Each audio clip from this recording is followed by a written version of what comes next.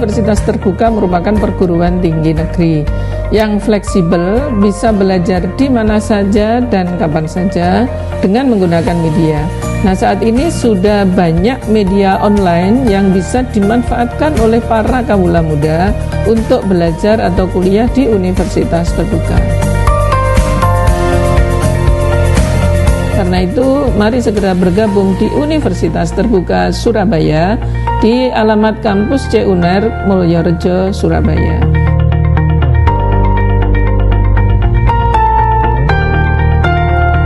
Tentukan masa depan belajar mandiri di mana saja, kapan saja bersama Universitas Terbuka Surabaya. Selamat malam pemirsa, kita berjumpa dalam program Dialog Khusus kali ini bersama Universitas Terbuka. Dalam Dialog Khusus bersama Universitas Terbuka malam hari ini pemirsa, kita akan membahas terkait dengan Universitas Terbuka pelopor pendidikan jarak jauh Digital Learning Ecosystem. Nah, seperti apa sih sebenarnya komitmen dari Universitas Terbuka untuk menyediakan pendidikan tinggi berkualitas yang memang menjangkau seluruh lapisan masyarakat? Kali ini pemirsa, luar biasa sekali narasumber yang sudah hadir di studio JTV.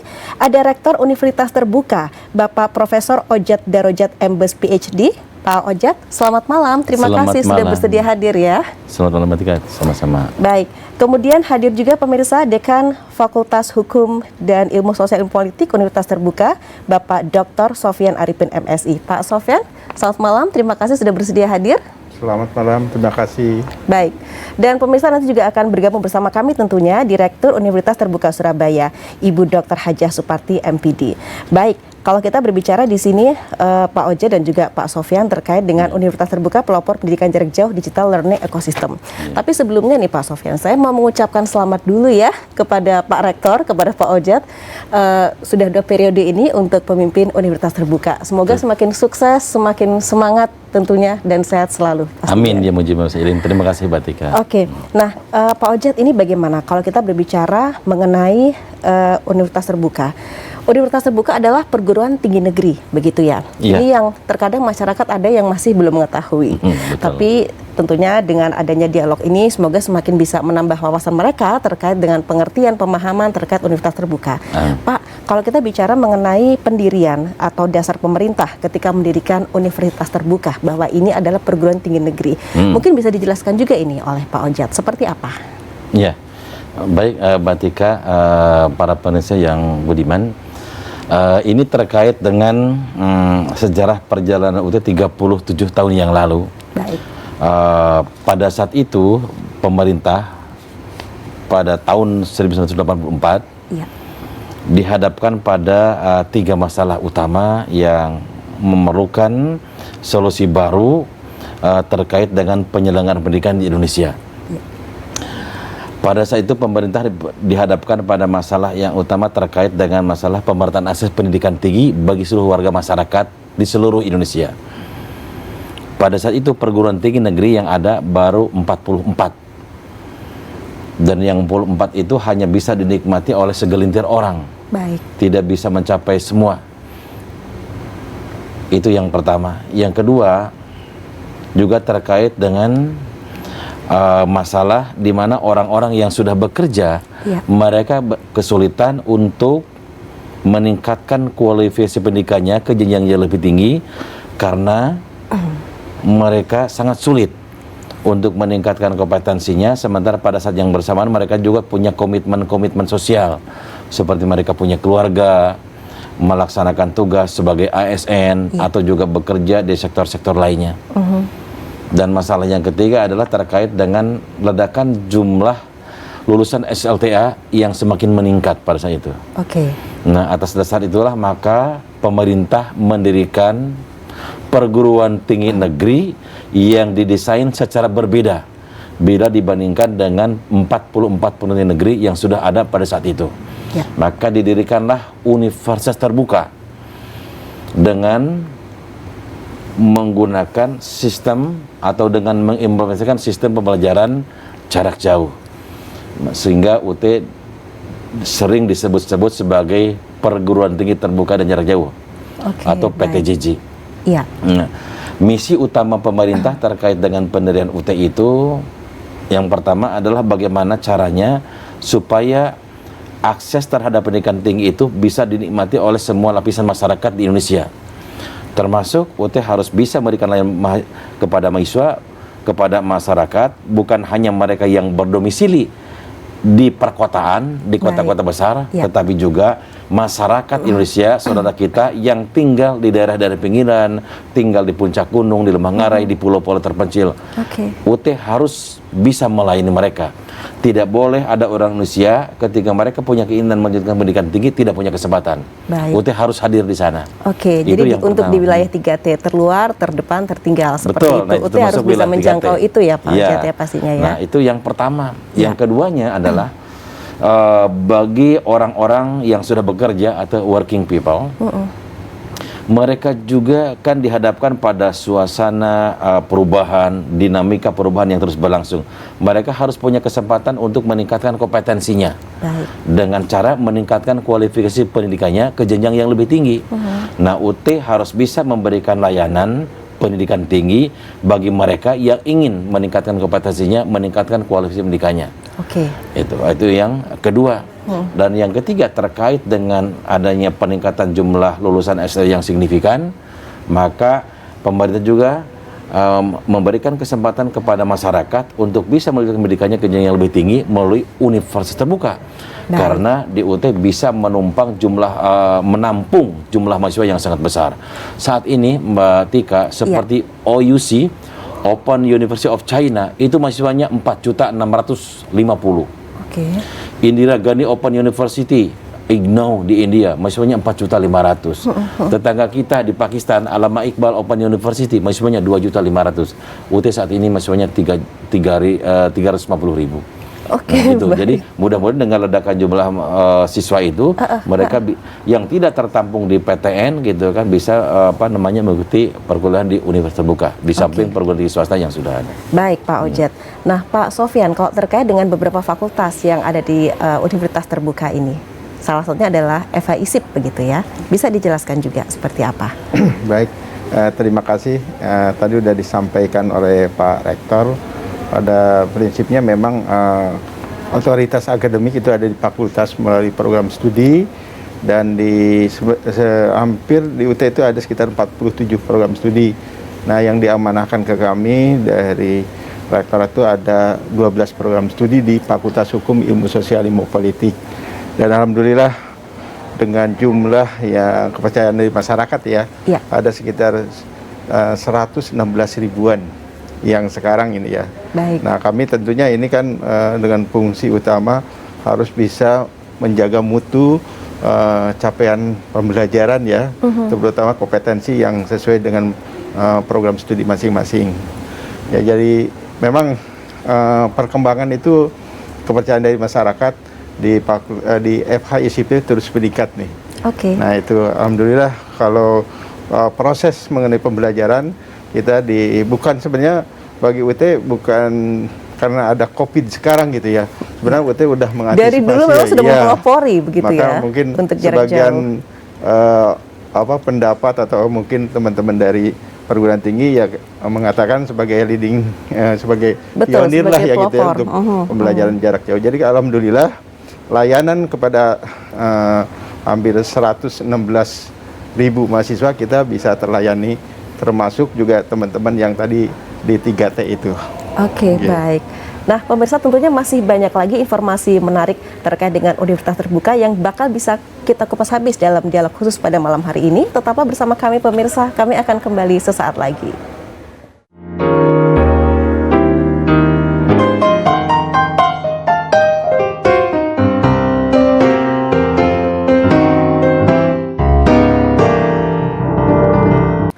Ya pemirsa, di akhir pekan ini dialog khusus hadir bersama Universitas Terbuka. Universitas Terbuka pelopor pendidikan jarak jauh digital learning ecosystem. Dan di Studio JTV, di segmen kedua ini sudah bergabung bersama kami Direktur Universitas Terbuka Surabaya, Ibu Dr. Hajah Suparti MPD. Bu Parti, selamat malam Ibu, terima kasih sudah bersedia hadir ya. Terima kasih. Nah Bu Parti, tadi dengan Pak Rektor kita sudah berbincang ini terkait paling tidak di sini apa sih sebenarnya alasan pemerintah atau dasar pemerintah untuk pendidikan UT. Kalau di UT Surabaya sendiri, seperti apa sebenarnya komitmen untuk memberikan pelayanan pendidikan tinggi yang berkualitas dan bisa menjangkau seluruh lapisan masyarakat, Bu Parti. Alhamdulillah, kaitannya dengan yang pendidikan berkualitas yang tanpa batas. Kalau kita mulai dengan sosialisasi promosi, alhamdulillah kita menyapa masyarakat seluruh wilayah. Kalau di Surabaya ada 18 kabupaten kota. Baik. Jadi kita berusaha menjangkau di setiap kabupaten. Nah, karena waktu yang terbatas, kalau yang offline dulu biasanya saya pergi tidak hanya satu kabupaten, tapi kabupaten terdekat dijangkau juga. Biar apa? Segera merata informasi itu ke seluruh pelosok.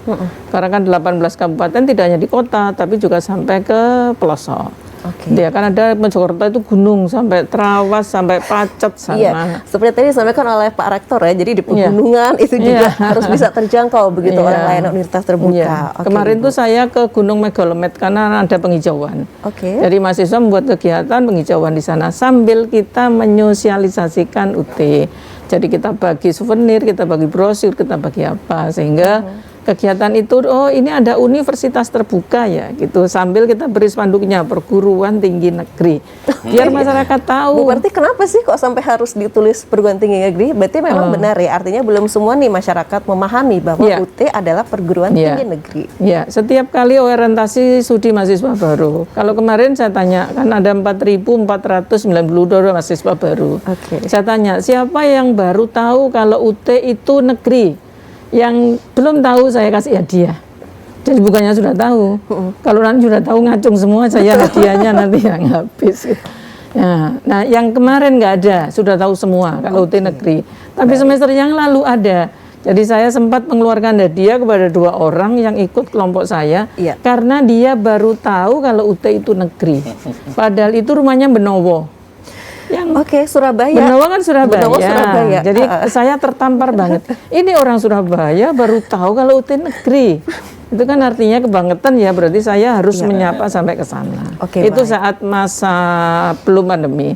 Nah, masa pandemi ini kami harus terus sosialisasi juga, tapi ganti media online.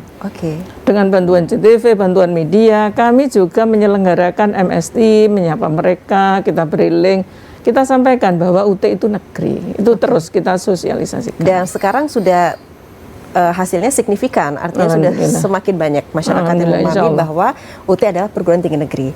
Baik, Pak Rektor, terkait dengan UT sebagai perguruan tinggi negeri, ini Bapak ada cita-cita apa sebenarnya? Kalau bisa dibilang PTN UT ini bisa naik tingkat begitu loh Pak, seperti apa Pak Rektor? Ya, UT telah berevolusi selama 37 tahun ya. Dari sebuah perguruan tinggi jarak jauh yang waktu itu masih sangat-sangat tradisional, layanan kepada mahasiswa dan seluruh stakeholder masih sangat terbatas. Tapi pada saat ini dengan didukung oleh kemajuan teknologi informasi dan komunikasi, alhamdulillah UT telah menjelma sebagai sebuah perguruan tinggi jarak jauh yang modern. Maka pada tahapan berikutnya supaya layanan yang kami berikan lebih baik, lebih berkualitas, termasuk juga UT bisa mendukung secara penuh program-program pemerintah dalam penyelenggaraan pembangunan pendidikan. Cita-cita kami ke depan adalah UT harus naik kelas dari sekarang statusnya sebagai PTN PKBLU menjadi sebuah perguruan tinggi negeri berbadan hukum. Cita itu memang merupakan impian bagi semua perguruan tinggi negeri ya. Kenapa? Karena dengan menyandang status sebagai PTNBH ada beberapa otonomi yang lebih luas ya, sehingga nanti kita bisa memberikan layanan yang lebih bagus dengan bekerja secara lebih lincah melayani masyarakat. Itu. Dan sekarang ini tahapnya sedang sampai. Nah, tahapan pada saat ini kita sudah mengajukan usulan tersebut sejak pertengahan Desember 2020. Kami dari UT sudah presentasi sebanyak 2 kali perbaikan terus-menerus terkait dengan dokumen usulan. Dan insya Allah minggu depan kami juga akan divisitasi secara virtual. Ya. Nah, mudah-mudahan ini merupakan langkah terakhir sehingga UT akan segera memasuki masa transisi dari PTN BKBLU menjadi sebuah PTNBH. Oke, semoga lancar dan sukses tentunya ya untuk Amin. proses ini. Ya. Pak Rektor, yang tidak kalah penting adalah ini kita bicara mengenai seperti apa sebenarnya digital learning ecosystem. Oh iya. Artinya di sini juga ikut mendukung program pemerintah yang memberikan jaminan kualitas pendidikan yang sangat luar biasa kepada masyarakat. Betul. Nah, memang salah satu program strategis yang akan kami lakukan ke depan adalah kita akan bertransformasi UT menjadi sebuah perguruan tinggi digital learning ecosystem. Yang dimaksud di sini adalah di mana nanti ke depan seiring dengan kemajuan teknologi informasi komunikasi, apalagi didorong dengan revolusi industri 4.0 gitu ya, maka berharap sebagian besar bahkan seluruh transaksi-transaksi yang dilakukan oleh UT, baik itu untuk kepentingan manajemen internal, terlebih lagi terkait dengan layanan yang kita berikan dengan seluruh stakeholder kita dan terutama mahasiswa, itu harus lebih banyak mengedepankan transaksi-transaksi digital. Nah, itu sangat penting bagi kami supaya nanti berbagai hal transaksi yang kita lakukan, termasuk juga penawaran program-program studi ke masyarakat, bisa lebih dikontrol secara lebih baik. Nah, pada saat ini sebenarnya UT itu sudah didukung oleh berbagai super apps, berbagai software dan hardware yang memungkinkan setiap unit yang ada di UT itu bisa bekerja lebih efisien, efektif dengan memanfaatkan kemajuan yang dicapai dalam bidang teknologi. Baik. Nah, tetapi ini masih terpisah-pisah, masih unit base. Dalam rangka menjadikan itu sebagai sebuah digital ekosistem, maka yang sub-unit yang terpisah itu, yang sudah dilengkapi dengan berbagai super aplikasi itu oleh kita harus dijahit, termasuk di dalamnya yang terkait dengan masalah kebijakan mutunya, yang terkait dengan standar operating procedure-nya, terus petunjuk kerjanya, supaya nanti berbagai hal yang kita lakukan, yang kita eksekusi itu memang sudah berbasis digital semua. Itu yang akan kita lakukan ke depan. Baik, dengan konsep digital learning ekosistem itu ya Pak Rektor ya. Iya. Nah, seperti apa kemudian Universitas Terbuka Surabaya, Ibu kemudian mengimplementasikan dengan adanya konsep digital learning ekosistem ini sendiri di Surabaya? Alhamdulillah ini kan cocok dengan masa pandemi ini ya. Iya, Mulai Maret 2020 ketika kita tidak boleh bertemu, sehingga kegiatan tutorial tatap muka harus kita alihkan semua pakai aplikasi. Ya. Tutorialnya pakai web. Jadi awal-awal itu kita bukan web ya Pak. Seminggu pertama itu kita bukan web. Kemudian dari manajemen pusat pokoknya pakai tutorial webinar. Kalau ada WAG dan sebagainya itu hanya sebagai alat bantu. Nah, di dalam web itu ada LMS. Jadi kan kita harus mengikuti kondisi, karena sesuai dengan kondisi dan kebijakan UT. Jadi klop banget lah. Jadi kebijakan yang sebetulnya tutorial webinar kan sudah lama ya Pak ya. Tapi belum diterapkan. Tapi begitu ada pandemi yang sudah dirancang sebelumnya ini ya pas banget langsung masuk saja. Langsung diimplementasikan ya. Iya. Nah, tutor-tutor kami kan semula juga nggak siap itu. Baik. Pada saat pertama kami yang dilatih. Nah, setelah itu kami melatih yang teman-teman. Kan golongannya ada golongan muda, golongan sedang, golongan tua ya. Jadi yang dilatih pertama yang printer IT, kemudian dilatih teman-teman yang lain. Nah, setelah itu kami melatih para tutor. Jadi tutornya harus kita latih karena mereka nggak boleh gaptek. Kan soalnya semua diganti dengan aplikasi. Betul. Orang yang tidak terbiasa menggunakan internet online kan dipaksa harus bisa. Iya. Nah, dengan kondisi itu beberapa yang nggak siap langsung mengundurkan diri. Mohon izin saya nggak usah jadi tutor saja. Karena apa? Nggak bisa kalau nggak pandai mengoperasikan komputer, nggak bisa internet, LMS nggak bisa ngisi, nggak jalan. Karena apa? Monitor kegiatan belajarnya dari situ. Iya. Karena kan manajemen pusat Pak Rektor sudah menyatakan pakai ini ya, kami harus menyesuaikan. Karena kami yang di layanan operasional. Sehingga awal-awal ya kami agak gagap-gagap gitu Pak Rektor. Tapi kami harus bisa. Iya, itu sebuah tantangan begitu ya, yang harus dicari solusinya begitu. Oke, baik. Dan pemirsa, tentunya untuk dialog khusus masih akan berlanjut terkait dengan Universitas Terbuka. Kami akan kembali usai jeda berikut.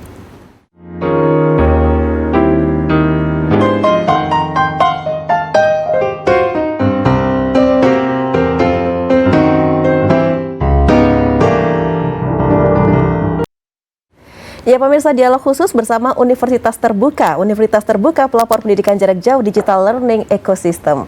Nah ini saya mau ke Pak Sofyan selaku Dekan FH ISIP begitu ya Pak ya. Pak bisa dijelaskan terkait dengan program magister dan juga doktor yang ada di fakultas ini Pak Sofyan. Baik, terima kasih. Di FH ISIP ya, ada 2 program pasca tadi ya, program magister administrasi publik yang sebenarnya udah berdiri sejak 2003 dan itu udah sekitar alumninya udah di atas 800-an ya yang nah, alhamdulillah itu udah masuk ke seluruh pelosok dari Aceh sampai dengan Papua ya atau Irian Jaya. Nah sekarang memang kami atas usaha dan kerja keras Pak Rektor nih. Jadi kami itu UT ada 2 program studi doktor administrasi publik atau DAP dan doktor ilmu manajemen. Nah, alhamdulillah kedua program doktor ini sekarang udah masuk ke semester 3 nih, udah 2 angkatan itu ya alhamdulillah. Nah memang program doktor itu sebagai mana dikumpulkan oleh Pak Rektor itu melakukan flagging UT yang betul-betul memang kita harus mengawal, terutama program dokter kan harus ada novelty ya itu atau kebaharuan atau temuan baru, dan alhamdulillah ini beberapa mahasiswa termasuk juga mungkin pejabat juga ternyata mereka ingin mengembangkan lebih lanjut ya. Banyak yang bergabung di sini juga ternyata ya para pejabat itu ya Bu ya. Tempat Bu Suparti ini ada Pak Wali Kota ya yang menjadi mahasiswa UT udah semester 3 nih sekarang itu lagi nyusun disertasi. Nah itu untuk program dokter, dan di samping itu ya memang untuk program di UT tadi udah disampaikan memang kami ada jaminan termasuk juga akreditasi, yaitu semua program studi di Indonesia gitu melalui BANPT. Alhamdulillah di UT di FISIP itu ada 5 program studi udah A. Nah, itu ya dari akreditasinya A ya. Betul. Baik itu. Jadi kalau mengenai mutu, mengenai capaian pembelajaran itu tidak usah diragukan lagi lah pokoknya, begitu ya Bu Parti ya. Betul. Oke, baik. Nah pemirsa, saya juga menginformasikan kepada Anda, silahkan kalau Anda ingin menanyakan hal-hal yang terkait dengan Universitas Terbuka di sini, Anda bisa mengirim pesan teks melalui WA 0881 0272 03852. Bu Parti, biasanya kan saya tuh bicara berdua aja sama Bu Parti gitu ya.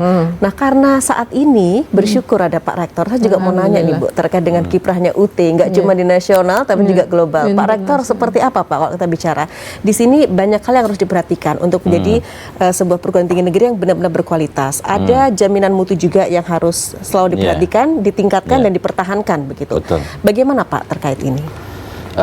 Salah satu aspek strategis yang harus terus kami usung di dalam menawarkan program pendidikan ke masyarakat adalah masalah kualitas. Dan kita manajemen UT dengan dukungan dari pemerintah sangat concern dengan masalah kualitas.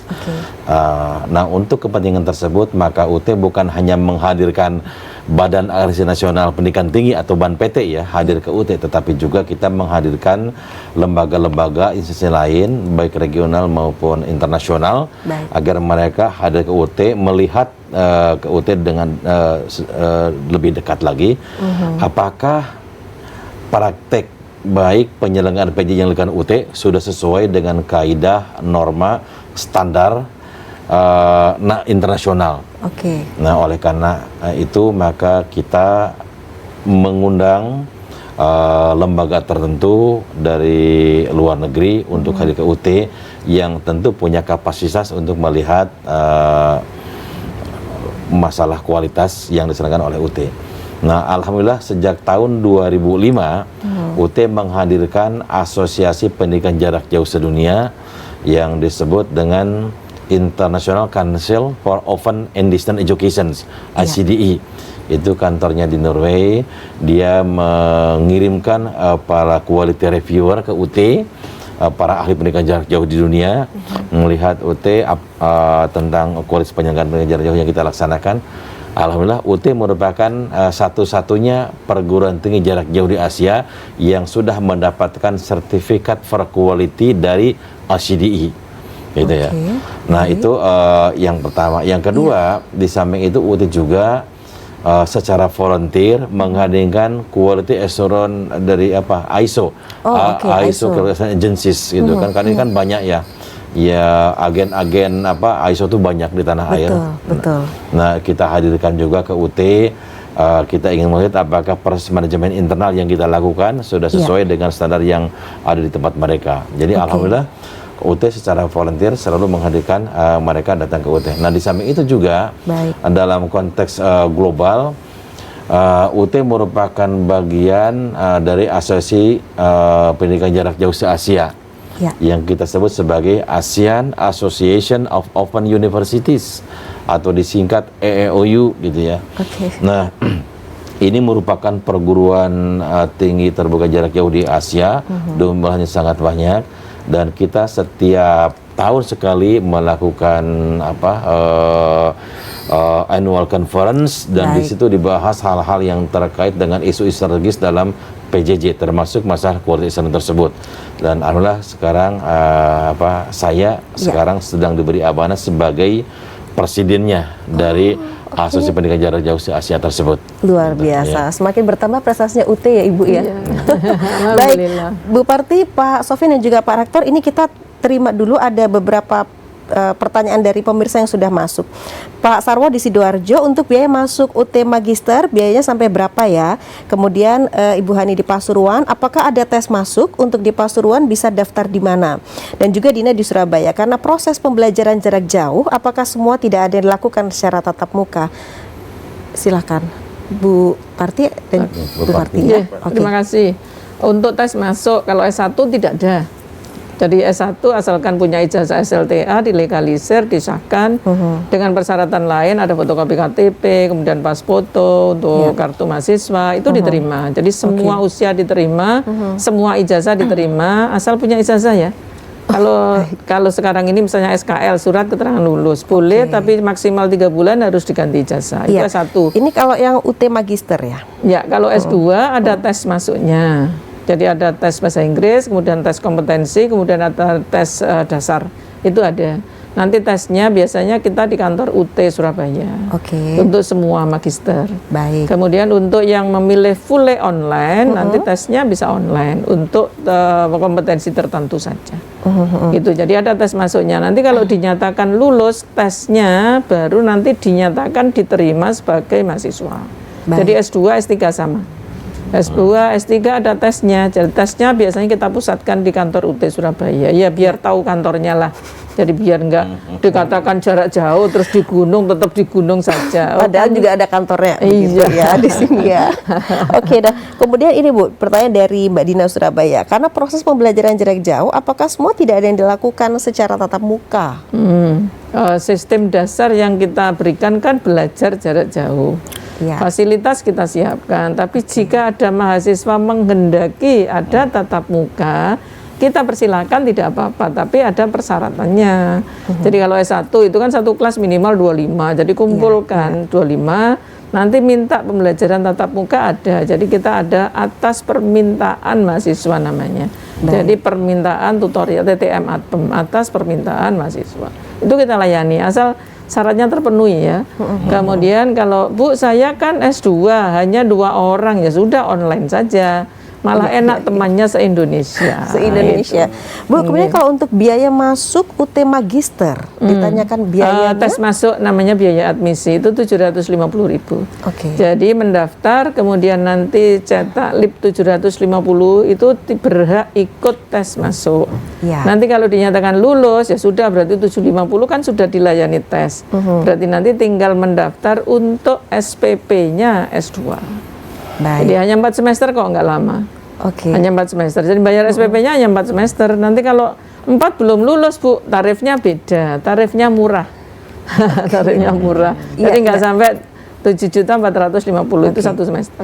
Baik, karena memang ini komitmennya untuk bisa membuat masyarakat, segala lapisan masyarakat itu terjangkau, begitu bisa menjangkau pendidikan tinggi yang berkualitas di Universitas Terbuka Surabaya. Nah, jadi semoga itu benar-benar bisa memberikan pemahaman dan juga wawasan baru tentunya ya, dan juga bagi calon mahasiswa tentunya. Ada satu pertanyaan tadi yang belum, yang Pasuruan, boleh nggak mendaftar ke Surabaya? Boleh, tidak apa-apa. Oke. Karena untuk di Pasuruan iya bisa daftar Pasuruan ke di mana? Surabaya kan dekat gitu ya kan, nggak sampai sejam naik bis. Karena Pasuruan itu ikut Malang. Jadi kalau misalnya kelas boleh mendaftar ke Pak Malang boleh, tapi andai kan individu-individu dari manapun nggak apa-apa. Oh begitu. Ini kemarin yang daftar Surabaya, jadi Kalimantan tuh daftar ke Surabaya Pak. Saya juga heran, ini kok ada mahasiswa saya alamatnya Kalimantan. Kalimantan. Oke, berarti artinya lintas wilayah seperti boleh, itu nggak nggak apa-apa ya Ibu ya. Ada. Oke, baik. Jadi di Surabaya ada sekitar 150 orang yang dari berbagai wilayah. Oke, luar biasa sekali. Dan pemirsa di segmen selanjutnya silakan Anda juga masih bisa kok bertanya melalui WA 0881 0272 03852. Kami akan kembali sesaat lagi.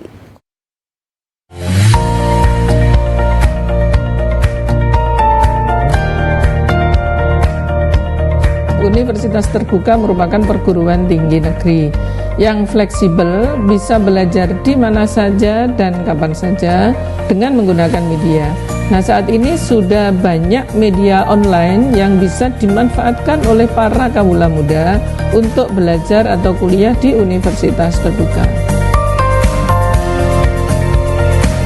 Karena itu, mari segera bergabung di Universitas Terbuka Surabaya di alamat kampus C UNER Mulyorejo, Surabaya.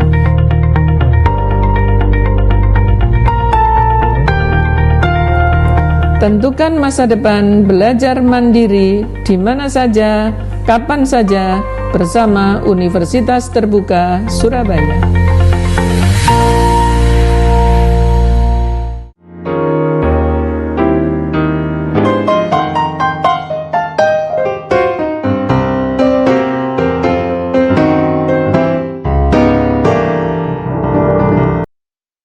Terima kasih pemirsa, Anda masih setia untuk menyaksikan program dialog khusus malam hari ini bersama Universitas Terbuka. Universitas Terbuka, pelopor pendidikan jarak jauh digital learning ecosystem. Nah, sudah ada Pak Rektor Universitas Terbuka, kemudian Dekan FHISIP Universitas Terbuka, juga Direktur Universitas Terbuka Surabaya, Ibu Parti. Pak Rektor, ini kalau kita bicara mengenai keunikan atau keunggulan Universitas Terbuka begitu dibandingkan dengan perguruan tinggi lain, seperti apa? Iya. Ini pertanyaan yang sangat bagus dan penting juga dipahami oleh masyarakat, oleh calon mahasiswa UT ya. Keunikan UT bila dibandingkan dengan perguruan terbuka dan itu merupakan salah satu keunggulan bersaing yang tidak mungkin dimiliki oleh perguruan yang lain adalah kami menjanjikan sebuah sistem atau model pembelajaran yang sangat unik, fleksibel, mahasiswa bisa belajar kapan saja, di mana saja, disesuaikan dengan kapasitasnya mereka. Disesuaikan dengan kapasitasnya dalam pengertian mahasiswa itu bisa merancang, menyesuaikan sebagai self-directed learner. Misalkan, saya mau belajar sungguh-sungguh supaya bisa selesai 4 tahun. Itu juga bisa. Tetapi bagi mahasiswa yang kapasitasnya mungkin tidak seperti itu karena punya komitmen sosial, punya keluarga, punya pekerjaan, saya mungkin bisa nanti selesai dari itu sekitar 20 tahun. Oleh UT tidak drop out. Mereka tidak DO. Jadi mereka bisa belajar sepanjang hayat di UT, gitu kan, seperti itu. Nah, itu kan tidak dimiliki oleh perguruan tinggi tatap muka. Jadi di UT mahasiswa bisa belajar sesuai dengan kapasitasnya. Pada semester ini misalnya ketika mereka mengambil beban optimal 24 SKS, itu monggo silahkan. Tetapi kalau misalkan semester depan itu saya kebetulan banyak tugas dari kantor, ini keluarga juga ada masalah, saya hanya ngambil 2 SKS saja misalnya, itu boleh, memungkinkan UT. Di perguruan lain kan nggak bisa seperti itu. Jadi sangat luas, sangat fleksibel, disesuaikan dengan kapasitas mahasiswa. Dan itu juga yang terpenting adalah dalam keluasan dan kefleksibelan itu, mahasiswa itu kan ketika mereka kuliah di UT, mereka tidak usah datang ke kampus. Mereka masih tetap bisa bersama anggota keluarganya, membangun kekuatan ekonomi bersama orang tuanya, misalnya bisa tetap di ladang, di sawah gitu kan. Tidak usah datang ke kampus, tapi kampus lah, UT lah yang akan datang ke rumah-rumah mereka. Ini gitu. Di zaman modern seperti ini gitu, seperti saat ini gitu, kultur atau mindset bahwa kuliah itu harus datang ke kota besar itu harus sudah dihilangkan. Sekarang justru di zaman teknologi itu kampus lah yang harus hadir di rumah-rumah mereka seperti itu. Nah, itu kan tidak dimiliki oleh universitas. Ini keunikan UT.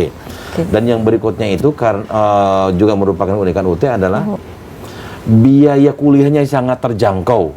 itu tidak mungkin diimplementasikan oleh perguruan tinggi baik negeri maupun swasta di tanah air.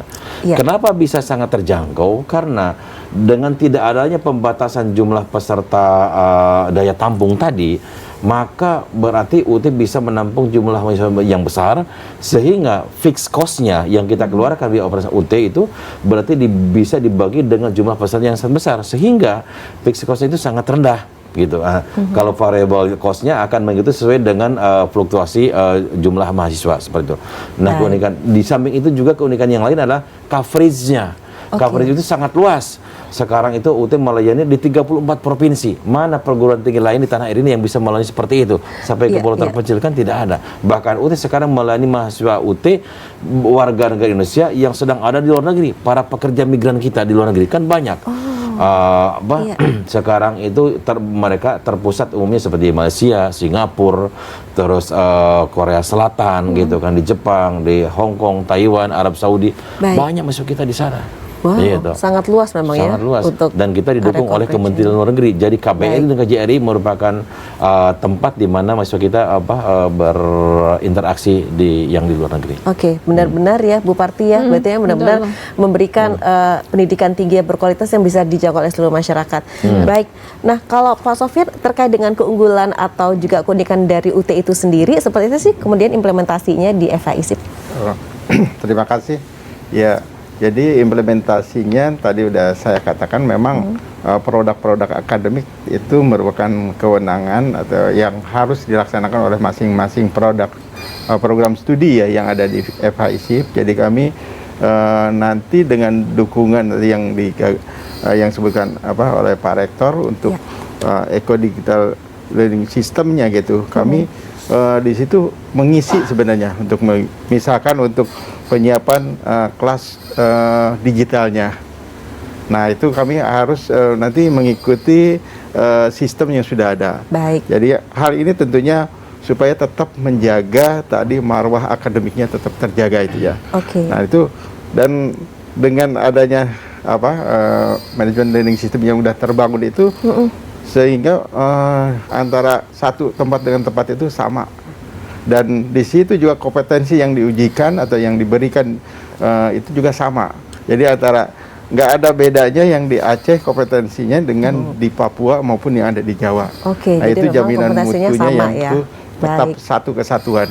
Luar biasa. Ya, ini ada pertanyaan lagi dari pemirsa, tapi mungkin dijawabnya di segmen selanjutnya ya, Ibu Parti. Ini dari Saryono di Malang. Untuk lulusan D3, apa bisa melanjutkan langsung di UT? Kemudian Wahab Sidoarjo, apakah untuk kuliah di UT biaya bisa diangsur atau harus sekaligus? Untuk syarat TOEFL, apakah wajib? Tapi sebentar lagi Ibu dijawabnya. Kami akan kembali pemirsa sesaat lagi.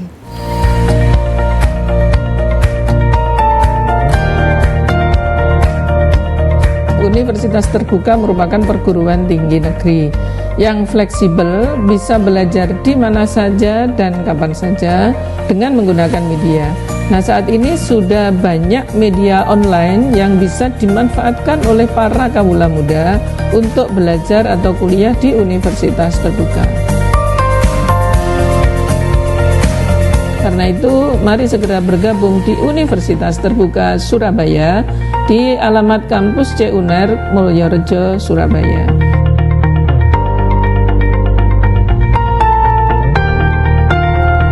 Tentukan masa depan belajar mandiri di mana saja, kapan saja bersama Universitas Terbuka Surabaya.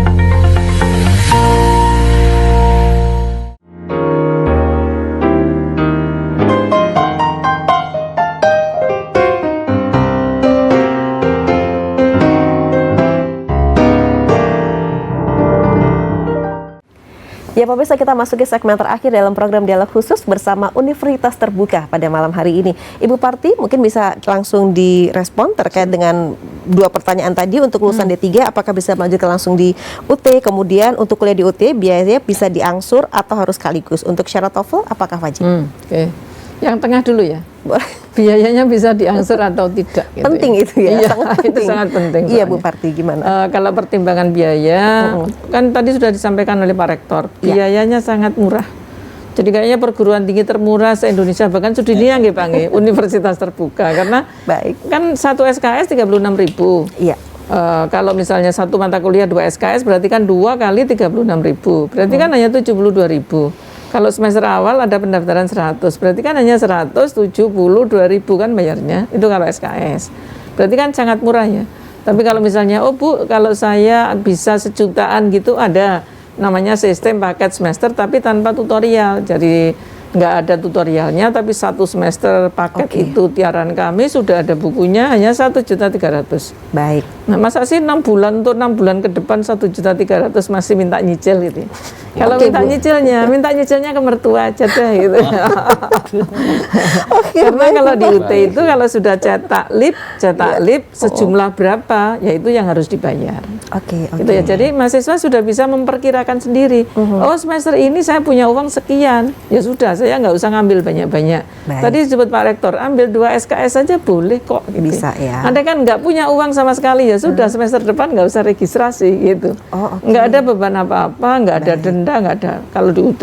Pokoknya bayar, dilayani, nggak bayar ya nggak apa-apa gitu. Baik ya. Ibu. Itu yang kaitannya dengan nomor 2 yang bisa dicicil atau tidak.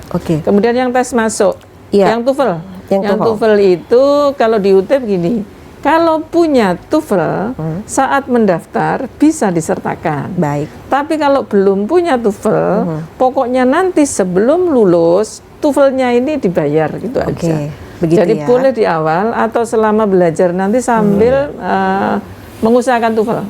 Pokoknya nanti lulus TOEFL-nya harus ada, itu saja. Baik, simpel sebenarnya. Kemudian untuk lulusan D3 bisa ya melanjutkan bisa. langsung di Jadi UT misalnya saya lulus D3. Baik. Oh, tapi kalau jurusannya sama, insya Allah D3-nya akan banyak diakui. Jadi misalnya D3 perpajakan, terus di UT ada S1 perpajakan. Misalnya ini langsung, karena apa? Kan jurusannya sama. Tapi kalau D3-nya perkapalan, terus mau ke S1 perpajakan, ya itu yang susah. Tapi boleh, nggak apa-apa. Bisa ya Bu ya? Bisa, jadi nggak ada yang ditolak kalau di UT. Hanya pengakuannya nanti terbatas, gitu ya. Jadi bisa saja kuliah di UT. Bu, saya lulusan teknik, kuliah di UT ambil komunikasi, boleh, nggak apa-apa. Tidak masalah. Baik, Ibu sekaligus pada kesempatan ini apa sih yang mau disampaikan kepada pemirsa? Kalau saya saja. Karena diberi tugas oleh Pak Rektor menambah jumlah mahasiswa, selalu saya sampaikan, ayo masyarakat Jawa Timur, ada kuliah, 1, fleksibel, kapanpun, dimanapun, biaya bisa diatur sendiri, ayo kuliah di UT Surabaya. Singkat tapi langsung mengena ya Pak Rektor ya. Baik, luar biasa. Tutams begitu ya. Pak Sofyan, silakan Pak Sofyan. Baik, terima kasih. Jadi kepada masyarakat khususnya di wilayah Jawa Timur maupun secara nasional, jangan ragu bahwa kualitas akademik khususnya di semua fakultas yang ada di UT dan di FISIP itu terjamin. Karena kami itu sebagai perguruan tinggi negeri pasti akan taat terhadap aturan yang sudah ditentukan. Itu saja, silakan masyarakat di seluruh Indonesia maupun yang ada di luar negeri, mari kita belajar melalui pendidikan jarak jauh di universitas terbuka yang jaminannya kalau saya 100% itu terjamin, Pak. Terima kasih. Surabaya, oke. Baik, nah Pak Rektor bisa dijelaskan juga atau ditambahkan mungkin ya di segmen terakhir ini terkait dengan seperti apa sih komitmen dari UT sendiri untuk lebih memperhatikan bahkan mempertahankan ya kualitas dari SDM, kan nggak kalah penting juga itu Pak ya terkait dengan SDM sendiri di UT untuk bisa benar-benar mensupport program pemerintah untuk memberikan pendidikan tinggi yang memang berkualitas, bagus dan bisa menjangkau untuk semua kalangan Pak. Yang pertama tentu harapan kami adalah agar UT di Jawa Timur khususnya di Surabaya dijadikan sebagai alternatif pilihan bagi masyarakat dalam rangka peningkatan kualitas pendidikannya. Program pemerintah saat ini adalah peningkatan kualitas SDM dalam rangka menyambut Indonesia Emas ya, bonus demografi. Dan dalam konteks itulah UT ingin bekerja sama dengan seluruh lapisan di masyarakat termasuk pemerintahan daerah. Kita bersama-sama bersinergi untuk meningkatkan kualitas SDM di Surabaya. Mudah-mudahan kehadiran UT Surabaya, kehadiran Ibu Parti di sini semakin dicintai dan semakin diterima oleh seluruh lapisan masyarakat di Jawa Timur, khususnya di Surabaya. Baik. Dan Pak, kemudian apalagi sih yang memang harus difahami oleh masyarakat terkait bahwa dengan memang UT ini berkomitmen juga begitu ya untuk untuk selalu bisa memberikan pelayanan yang prima begitu. Artinya tidak mengenal jarak, tidak mengenal lokasi di mana, bahwa UT memang selalu ada untuk masyarakat, khususnya mereka yang memang sangat membutuhkan pendidikan tinggi yang baik, berkompeten.